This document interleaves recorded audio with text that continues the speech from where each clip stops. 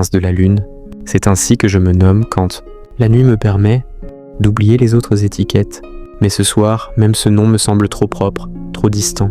Je voudrais me dépouiller jusqu'à l'os nu, jusqu'à la plaie qui ne guérit jamais, parce que c'est là, au fond de cette plaie, que bat le vrai mystère. Tu sais de quoi je parle?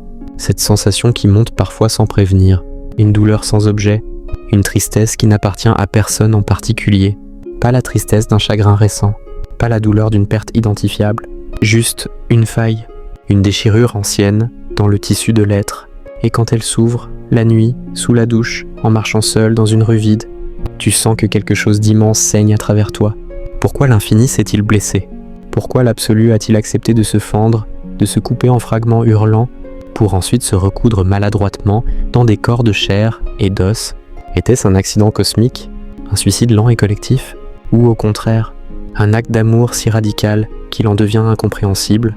Imagine, avant le temps, avant les noms, avant même la lumière, une plénitude sans bord, sans manque, sans désir, parfaite, insoutenable.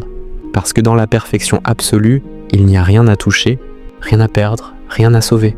Alors, par pur élan, par folie divine, par soif dévorante, l'un s'est ouvert, il s'est entaillé d'un geste immense et silencieux, et de cette blessure originelle ont jailli les univers, les galaxies, les planètes, et nous, les gouttes de sang qui marchent, qui pleurent, qui aiment en sachant qu'elles vont s'éteindre.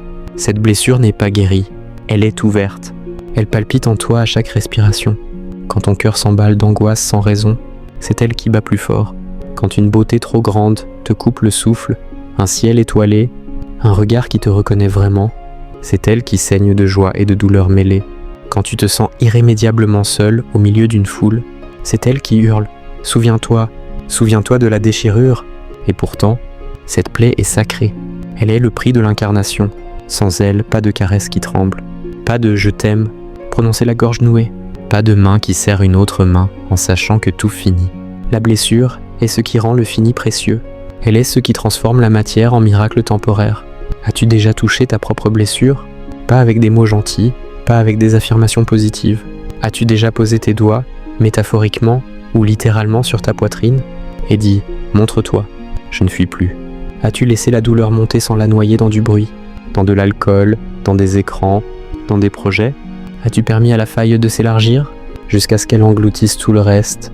Et dans cet engloutissement, as-tu aperçu, ne serait-ce qu'un instant, la lumière qui coule à travers la déchirure?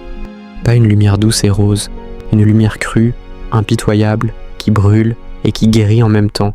Moi je l'ai vue, plusieurs fois, dans des moments où je pensais ne pas survivre à la vague, quand le corps tremblait, quand les larmes coulaient sans fin, quand il n'y avait plus rien à dire, plus rien à défendre. C'est là, au fond du naufrage, que l'infini m'a regardé. Pas avec des yeux, pas avec des mots, juste présence. Une présence si vaste qu'elle faisait mal.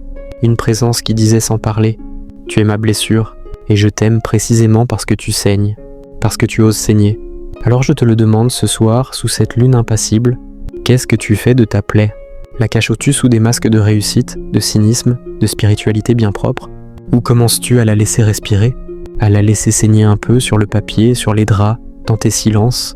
Osais-tu la montrer, ne serait-ce qu'à toi-même, et murmurer « Merci d'exister.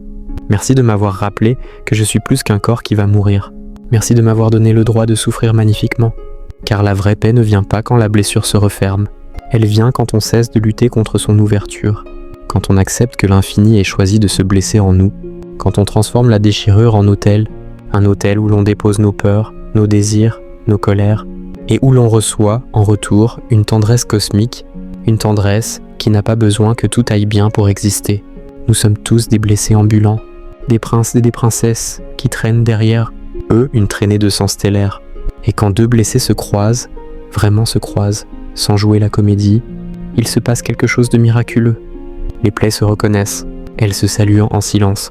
Elles se disent « Je sais, moi aussi je porte la même faille, moi aussi je saigne l'éternité. » Et dans cet instant, la solitude s'effrite. Pas complètement, mais suffisamment pour que la nuit devienne supportable. Suffisamment pour que l'exil prenne un goût de retrouvailles. Je ne te demande pas de guérir. Je te demande seulement d'arrêter de fuir ta blessure, de la regarder avec les yeux de la lune, froid, distant et pourtant infiniment tendre, de la laisser être là, palpitante, vivante, parce que c'est à travers elle, et seulement à travers elle, que l'infini continue de se connaître, de s'aimer, de se pleurer, de se consoler. Alors ce soir, quand tu éteindras la lumière, pose une main sur ta poitrine, sens le battement, sens la faille dessous, et dis-lui, à voix basse ou en silence, « Je suis là, je ne pars pas, saigne autant que tu veux, je t'accueille. Merci d'avoir écouté jusqu'au bout de cette nuit. Merci d'oser porter ta blessure comme une couronne invisible. Prince de la lune reste ici, dans l'ombre, à saigner avec toi.